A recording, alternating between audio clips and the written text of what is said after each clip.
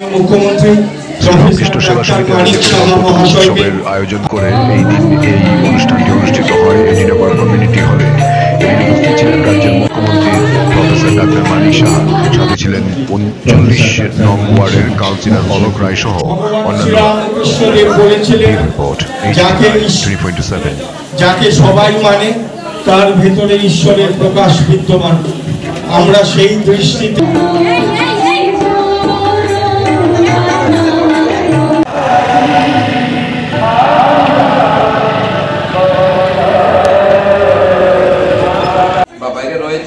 সবার কাছে আমার প্রার্থনা, আমরা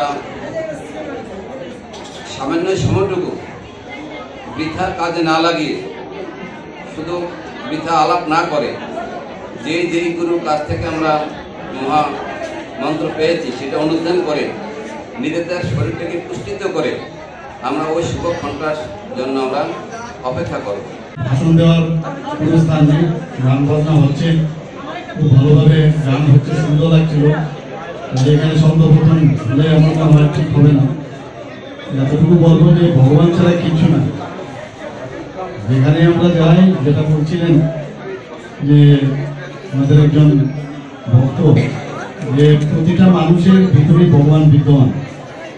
এখানে কেউ যদি মনে করে আমি ভগবান, এরকম না, সবাই ভগবান। এবং মানুষের সেবার মাধ্যমেই ভগবানকে পাওয়া যায়। আমরা এই বিষয়ে সবাই জানি।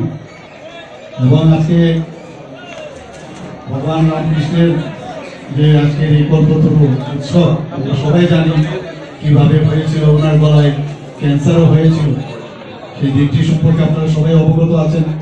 আর বিশেষ করে যারা এই বিষয়ে পড়াশোনা করেছেন, আমার থেকে অনেক বেশি জানেন আপনারা কিভাবে তৎকালীন সময় ভক্তবৃন্দদের সাথে সকালে হাঁটছিলেন, হাঁটতে হাঁটতে গিয়ে উনি সবাইকে স্পর্শও করলেন যে তোমরা ভালো থাকবে, ভগবান তোমাদের মঙ্গল করুক।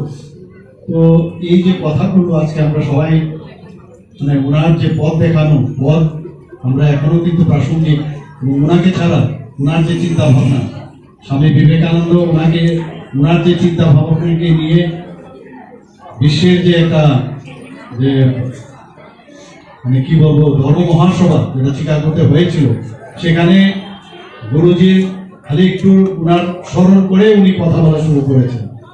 এবং এত করতালি যেভাবে দেশকে এবং ভারতবর্ষকে সমস্ত পৃথিবীর মধ্যে উনি পরিচয় করিয়েছিলেন। আবার দেখলাম আমাদের আরেক নরেন্দ্র, ভারতবর্ষের প্রধানমন্ত্রী নরেন্দ্র মোদীজি, উনিও কিন্তু সেই দিশায় আজকে G20 তো আমরা দেখছি যে দেশকে আবার সুপ্রতিষ্ঠিত করছেন।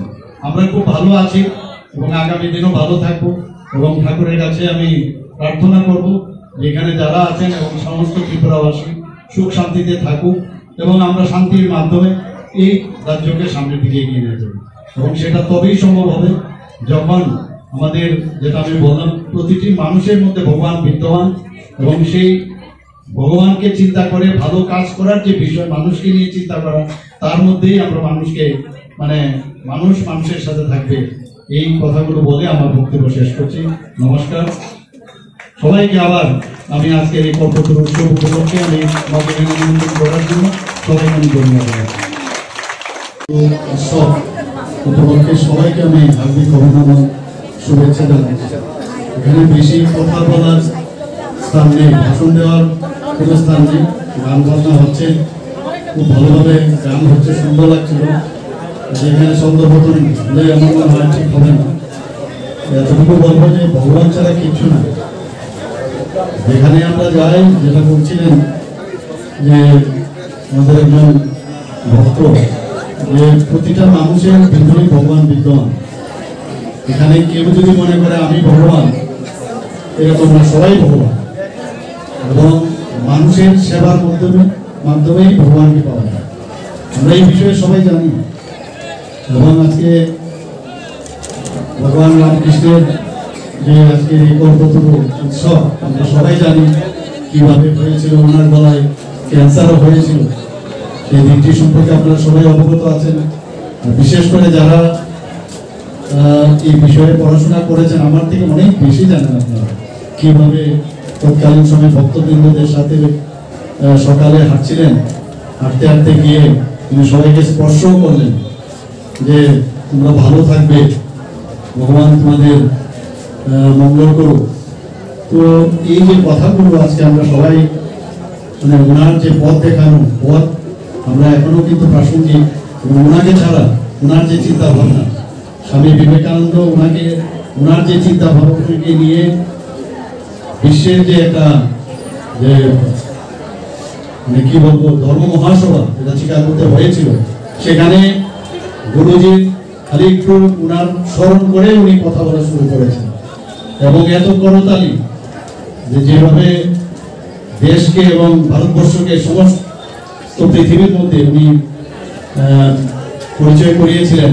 আবার দেখলাম আমাদের আরেক নরেন্দ্র, ভারতবর্ষের প্রধানমন্ত্রী নরেন্দ্র মোদীজি, উনিও কিন্তু সেই দিশায় আজকে G20 আমরা দেখছি যে দেশকে আবার সুপ্রতিষ্ঠিত করছেন। আমরা খুব ভালো আছি এবং আগামী দিনও ভালো থাকবো, এবং ঠাকুরের কাছে আমি প্রার্থনা করব যেখানে যারা আছেন এবং সমস্ত ত্রিপুরাবাসী সুখ শান্তিতে থাকুক, এবং আমরা শান্তির মাধ্যমে এই রাজ্যকে সামনের দিকে এগিয়ে নিয়ে যাবো। এবং সেটা তবেই সম্ভব হবে যখন আমাদের, যেটা আমি বললাম, প্রতিটি মানুষের মধ্যে ভগবান বিদ্যমান, এবং সেই ভগবানকে চিন্তা করে ভালো কাজ করার যে বিষয়, মানুষকে নিয়ে চিন্তা করা, তার মধ্যেই আমরা মানুষকে মানে মানুষের সাথে থাকবে, এই কথাগুলো বলে আমার বক্তব্য শেষ করছি। নমস্কার সবাইকে। আবার আমি আজকে এই কল্প উপলক্ষে আমি সবাইকে